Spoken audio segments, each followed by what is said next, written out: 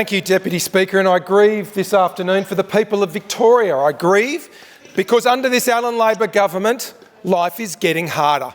It is getting harder, and as we near the conclusion of this government's 11th year, on every measure, Victorians are feeling the pain. They are paying the price of Labor's financial incompetence, at times corrupt behaviour by and through its agents, and its failure to build for the future of this state. And in any aspect of life, whichever part of life you look at, we are a shambles. And Victorians are having to deal with services that no one in this country should have to contend with. Let's start with health, Deputy Speaker. Why is it that after 11 years of this government, the waiting list for planned procedures is at least 59,000? But probably more, as Georgie Crozer in the other place has repeatedly pointed out, because of changes to reporting and transparency, the wait list is far more than 59,000. Last week, the government's own infrastructure advisor, Infrastructure Victoria, sounded the alarm on the state of our hospitals, and in particular, the Austin, the Alfred and the Royal Melbourne. They're just a few. This could apply right across the public health network. And what did Infrastructure Victoria say? In essence, Deputy Speaker, it contends that the deteriorating nature of these health facilities, as hard and as dedicated as the workforces who do their great work under and in those facilities, despite that, the quality of health care is being jeopardised by the deteriorating infrastructure we see in our health space. So even the government's own infrastructure advisor has pointed that out. We also saw the government fall short of its own COVID catch-up plan. Remember that, Deputy Speaker? It spruiked $1.5 billion to perform 240,000 procedures to catch up after COVID. A government that regularly and still to this day uses COVID to paper over its never-ending list of failures. And yet it fell short. 209,000 procedures. We see ambulance response times. We have the best paramedics in the world, in the country, working under the worst performing government in the country. And if you take code ones that should be responded to within 15 minutes in 85% of cases, only being responded to in 65% of cases. Not good enough. So in health, Deputy Speaker, Victorians are paying the price for incompetence. In education, this government, it can be said, is at least a non-discriminatory cost escalator. And what do I mean by that, Deputy Speaker? I mean that whether you send your kids to a government school or an independent or Catholic school, this government is making you pay more. Do you know, Deputy Speaker, that it costs more in Victoria than any other part of our country to send your kids to a government school? And we know that because of the government's payroll tax grab that applies to the independent and Catholic school sector, Victorian parents, many of them, working really hard and making huge sacrifices so they can send their kids to independent and Catholic schools, having to pay more. Many falling out of the independent and Catholic sector because they can't afford it. And many schools have had to respond. This government, in addition, while spruiking its commitment to education, appallingly has welched on its deal with the Commonwealth over Gonski funding.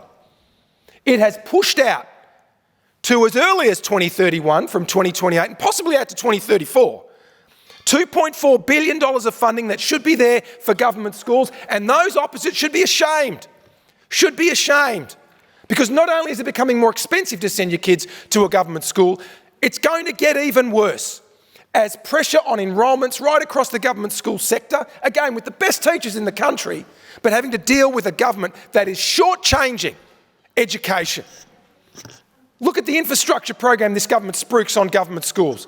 Talked about $850 million for government schools upgrades before the last election. And you will know, Deputy Speaker, that even in the area of Burundara and the areas we jointly represent, many schools are crying out for funding, and those that have been promised funding are yet to see a cent. So this government, even in education, is making life harder for Victorians. Roads, take another example. I said every part of our lives. Well, roads, take that. We spend $1,500 per kilometre less than the national average on roads. And this government, and in particular the Minister for Roads, likes to talk about the $964 million that was promised for road maintenance and resurfacing last financial year. Well, we know around only 2/3 of that money actually made it to the road. This government promises big, but nickels and dimes things never-endingly. And so Victorians are driving on the nation's worst roads, many incurring significant damage to their own vehicles and risking harm by driving on Victorian roads. If you look in the business sector, Deputy Speaker, stakeholder group after industry group after stakeholder group are all pointing out how difficult it is to invest in this state and employ Victorians. The Business Council's latest Regulation Rumble report puts Victoria at the bottom or near the bottom on just about every measure, whether it is payroll tax, land tax, regulation, compliance, you name it, Victoria is down the bottom. The NAB survey of business confidence puts Victoria at the bottom. ComSec, on many of its measures, puts Victoria at the bottom. Any number of stakeholder group surveys, including the Property Council in recent weeks, has produced reports showing that Victorian businesses are struggling more than they've ever struggled under this government, or looking, if they can, to relocate their operations elsewhere. And Victorians pay the price for this, Deputy Speaker. If you look at renters are paying in median terms, rents now of over $600 in many cases. Why? The tax base in Victoria, and in particular the government's land tax grab, is forcing landlords to pass that on or vacate the market altogether. And we've had a massive drop in active rental bonds, as you would know, and as I've spoken about previously. So even in terms of business investment and costs of doing business in Victoria, Victorians will pay the price. And is it any wonder, Deputy Speaker, that the latest figures from the Australian Bureau of Statistics on unemployment again put Victoria at the top of the list? In seasonal and trend terms alike, 4.7% above the national average and the highest in the country. How proud should Victorians be of that? Well, we're not. And it's this government that is to blame. Deputy Speaker, I did want to address things the Premier said in question time yesterday when the Premier spoke about the government's fiscal strategy, and I know the member for Everland talked about this too, and I certainly want to address this because it needs to be highlighted time and again. The government's 5-point plan to get the Victorian budget back on track.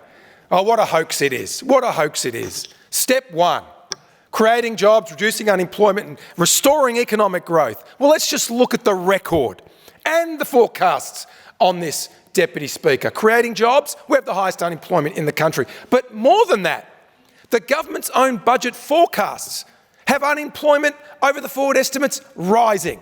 The government's own forecasts have employment over the forward estimates declining. And economic growth, GSP, is actually anemic over the forward estimates. So on step 1, fail.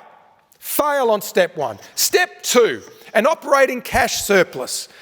Now let me tell you, Deputy Speaker, why the government put operating cash surplus in there.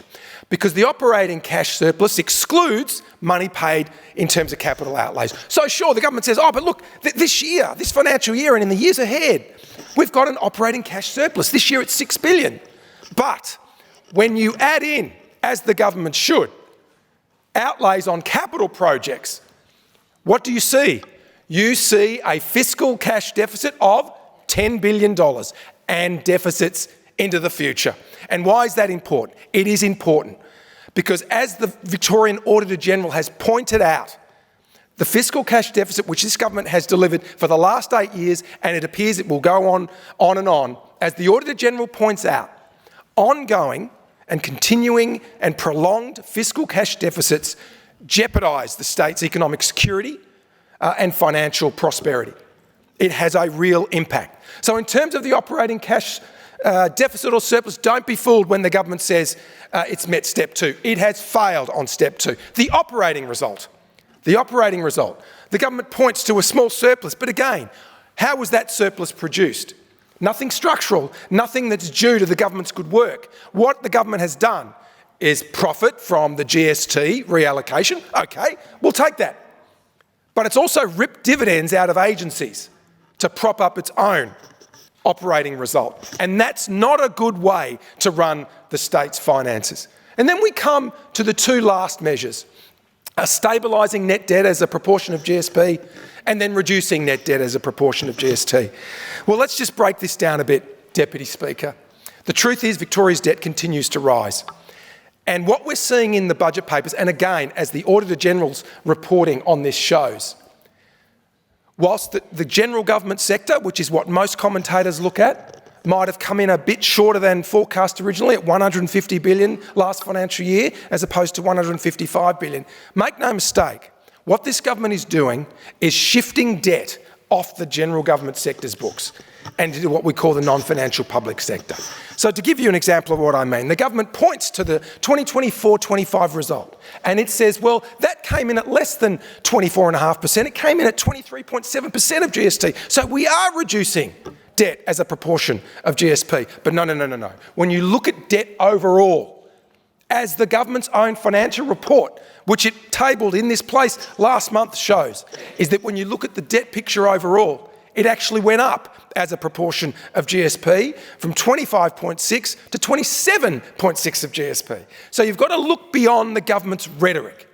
When you look at the way this government runs the books, and I point out that the Auditor General has, in a different report this year, sounded the alarm on just how reliable and, frankly, how accurate the government's budget papers are, you get a picture that debt is actually continuing to increase. It's just where you'll find it.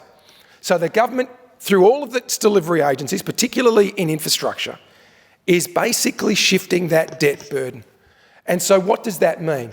Well, as anyone will point out, if you are continuing to increase debt, as this government is, and in particular, if you look at its borrowing program to support debt, Deputy Speaker, the government this year and in the next 3 to 4 years is borrowing either for new financing or to refinance existing debt, over $123 billion. And not only is that just gargantuan in itself, it's having to be borrowed at higher bond rates. In recent years, the government was paying about, or TCV was paying about 3.6% on that debt. But as at September last year, that went up to about 4.8%. So all of that new debt and the debt that has to be refinanced, massive numbers, right? More than the operating result, the operating revenue of the government in its own budget this year, which will be around $108 billion. Far more than that, it's having to borrow at much higher bond rates. And what does that mean for Victorians? Well, as I started out, Deputy Speaker, this manifests itself, as complicated as all of these things might be. Budget papers, 5, 3, 2, whichever one you want to refer to, the workings and operations of the Treasury Corporation of Victoria, it's all very complicated. But at the end of the day, the consequences are very simple. It's why those roads are in such a state of disrepair. It's why you have to wait so long, whether it's at an emergency department, whether it's for an ambulance. And if you get the ambulance on time, it's how long you wait to have to be offloaded to our great staff at our hospitals. It's why you're paying more to send your kids even to a government school. It's why you're paying more for all the sacrifices that you might make to send your kids to a government school. It's why, if you're a young person looking to rent a home, you're having to pay some of the highest rents in the country. If you can find a place to rent, one that you can afford, that's why. All of these things come home to roost. And so I grieve for Victoria, Deputy Speaker, because it's time for a change. How long can this charade of mismanagement go on? Well, it doesn't need to go on much longer if in November 2026 Victorians take that opportunity to vote for something new, something different. A change that will restore our finances so that we can give Victorians the services, the facilities that they all need. Because unless we do, Victorians are going to continue to pay more in taxes, more for their education expenses, more for healthcare than anybody else in the country is paying or should pay in this country and certainly in this state. I grieve for Victorians. Deputy Speaker, we can do better and we must do better.